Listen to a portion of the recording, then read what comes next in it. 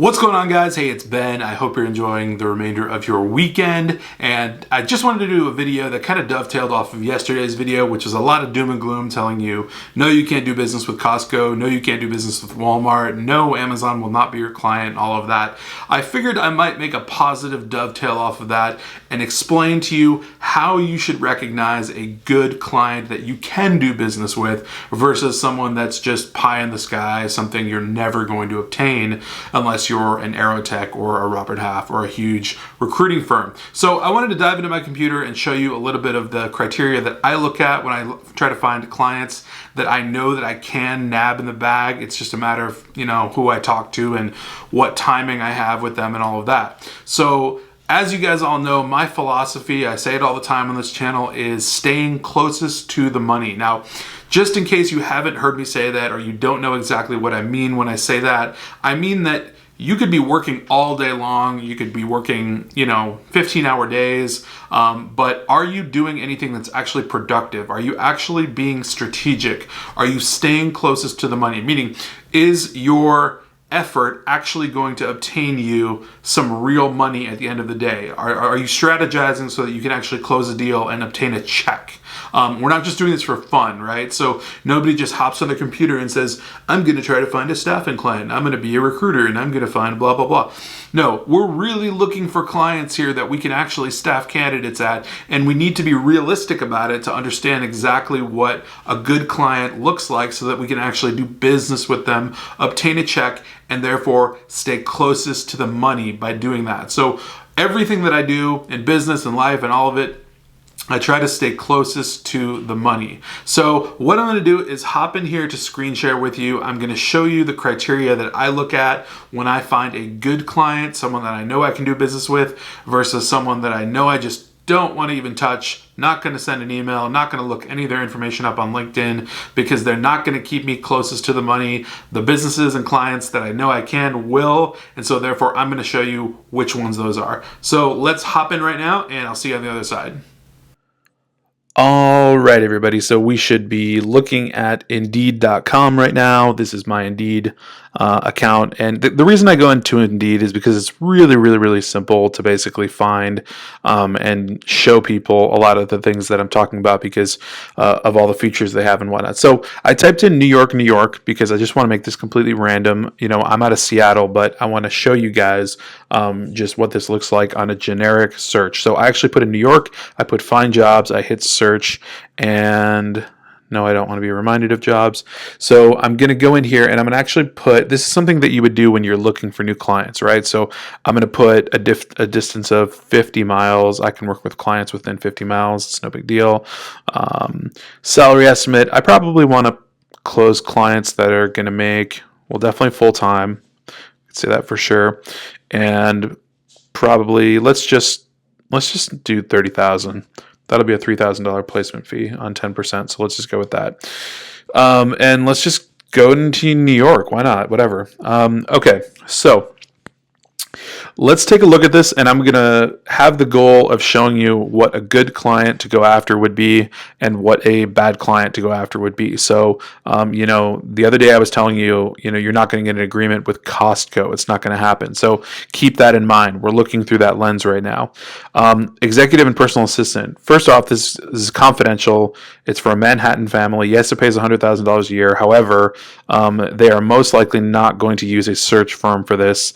It's a confidential family. It's just not something you're going to break into.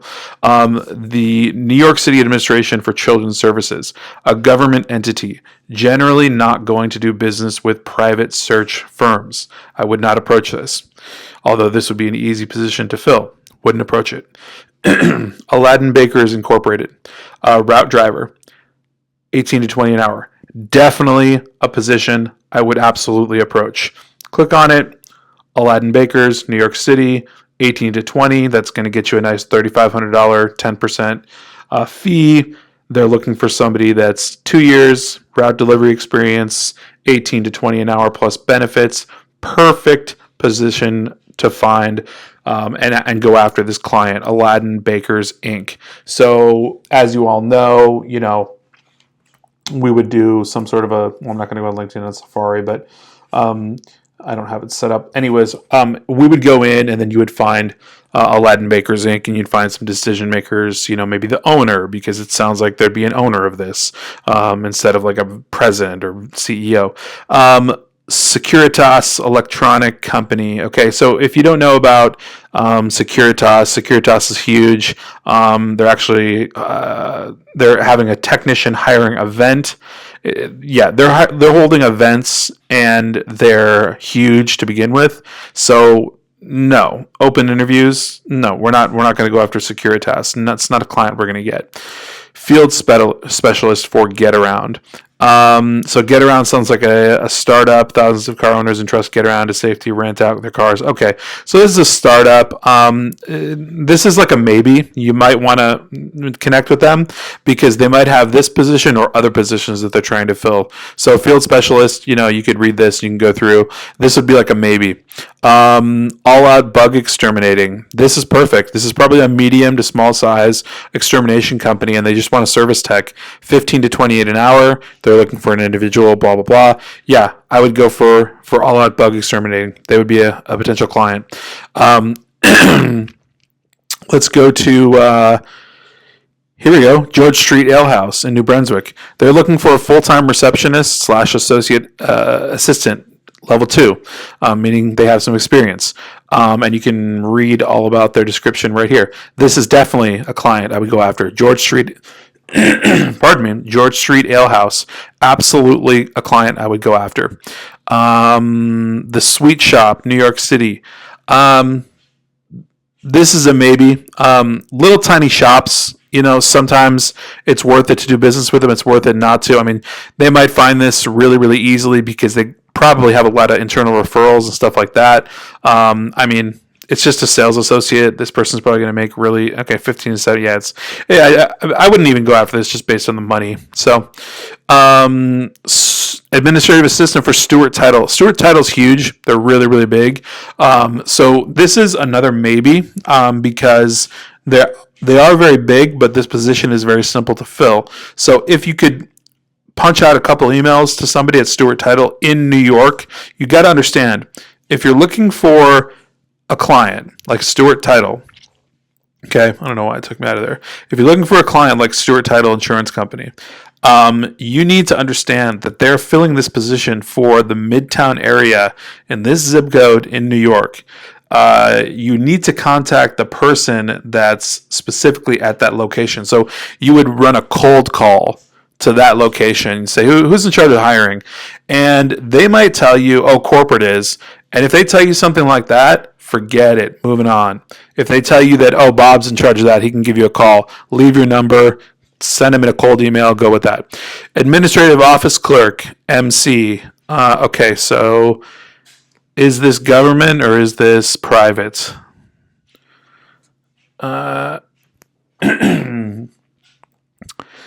think this might be a private entity. So yeah, I would definitely go after this. Yep. Go after MC, whatever it is. Find it. MC New York in Chelsea. Dishwasher, $650 a week. We're not going to touch that because that money is extremely low and it is not worth your time at all. And that person will quit in a week. They're going to make $650 a week and they're going to quit in a week. Freight forwarder for import company, HFD Flooring. Definitely a good client to go after. HFD Flooring, find them in New York City. I would absolutely go after this. 20 to 24 an hour on 10%. You would make a $4,000 fee on that. $4,300 maybe even.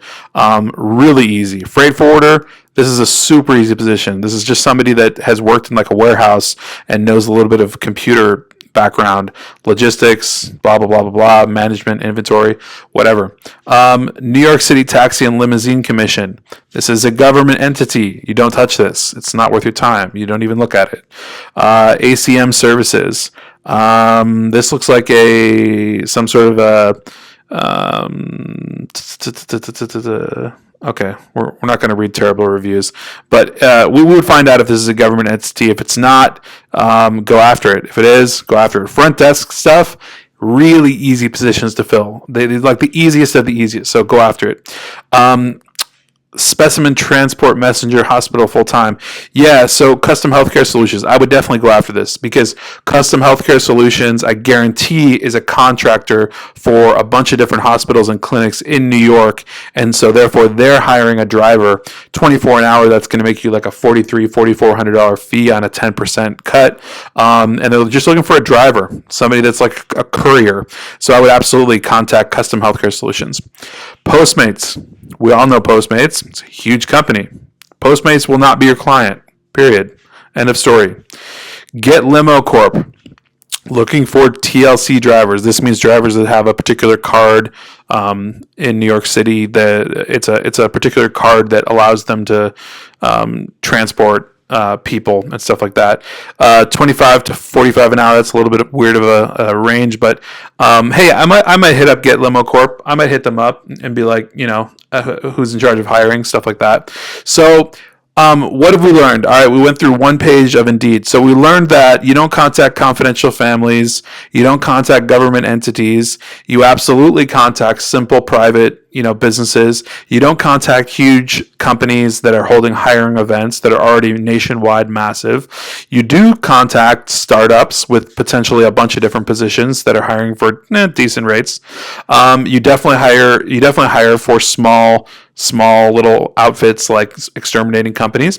You absolutely contact small businesses or small law firms or whatever. What it looks like, this Fisher and Rocha office assistant. This would be a super easy position if you could nail down who the contact is to get an agreement in place with them. And you do not contact super tiny little shops like this one that probably have internal referrals, and you do not contact places that are paying $650 a week for a dishwasher that's going to quit in a week as well. You contact companies that are huge, robust, probably like HFD Flooring, that have a pretty big name. They're looking for a freight forwarder. This company probably does many millions of dollars in business a year, and so this would be an easy fill if you can get in contact with the person. You need to check and make sure ACM, things like this, if they're government entities or not. If they're government entities, stay away. If it's a private service company, if this is like a private like front desk company, or ACM might actually be a staffing agency themselves. We don't know. Let's just click on it for fun. ACM, great company to work for, blah, blah, blah, reviews. Okay, there's not a lot of information on them, so we're not going to research it. But overall, ACM might be a staffing company, in which case we don't want to contact another staffing company. So anyways, that's a little bit of, who to go after, who not to go after, right? And that's just one page of Indeed. I could go on. If I went on and on and on and I, put all this stuff in here, I could find you guys, a ton of companies that would be like, yes, yes, yes, yes. And a ton of companies that are like, no, no, no, no. So anyways, we'll hop out back here and we'll talk on camera. Man, oh man, was that me, or did I just start talking in a New York accent because I was searching in New York for jobs? I don't know. I can't tell. I feel like I started talking in a New York accent. Tell me in the comments if you think I was talking in a New York accent. But I was searching through New York, and you all saw what I saw. I was going by the criteria of what is a good client versus a bad client, right? So government entities, bad clients. Huge companies that are nationwide, bad clients. Confidential families, definitely a bad client. Other search firms posting for jobs, bad clients. Of course, you're not going to contact them. Good clients. Clients that are small, privately owned, medium-sized, large-sized firms that need easy positions filled, like front desk receptionist, or the warehouse one, or the logistics one. Those ones, the bakery one. Those are jobs and clients that you can go after easily, as long as you can contact the right person to get in touch with. That's a whole other video, and I know we've done other videos about contacting the right person, but I hope that gives you guys a really good idea of who you should go after to stay closest to the money, right? So for instance, let me give you one example and then we'll end here. If you thought for some reason, because I hadn't told you yet, that the youth development specialist in New York City was a good position for you to fill, what would happen is you would go on to LinkedIn or you would Google their organization, and you would maybe cold call them, maybe you would start emailing them, and you would use all the pound your door down strategies to try to get in touch with someone there. not knowing full well that they're never going to use your solution. They're never going to use your services. That's not staying closest to the money. That's walking away from the money. So you have to have this mindset when you get on your computer and you start working that you're staying closest to the money, staying closest to your goals, and actually making your work time worth it.